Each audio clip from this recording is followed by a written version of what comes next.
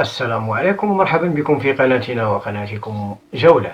بعد الضجة التي أحدثها ميسي المغرب إبراهيم الرباج اللاعب المغربي الواعد الذي لا زال صغيرا 16 سنة يلعب في تشيلسي الإنجليزي، وموهبته جعلت الجميع يتحدث عنه في وقت قصير، وشبه بليونيل ميسي أصبح اسمه ينتشر بسرعة بين الجماهير، وهذه شهادات حية لبعض الصحفيين والخبراء عن طريقته المميزة في لعب كرة القدم.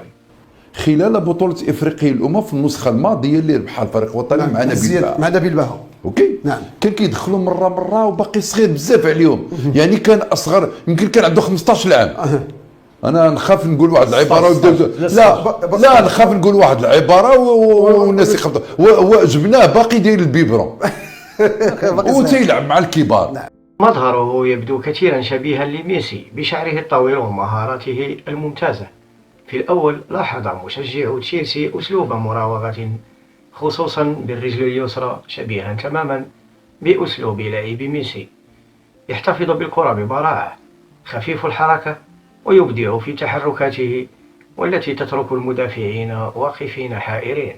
وعلى العموم يلعب إبراهيم الرباج كلاعب وسط ميدان متقدم، يزعج الخصم، يخلق المساحات ويفسح المجال لزملائه في الفريق بإرباكه للمدافعين.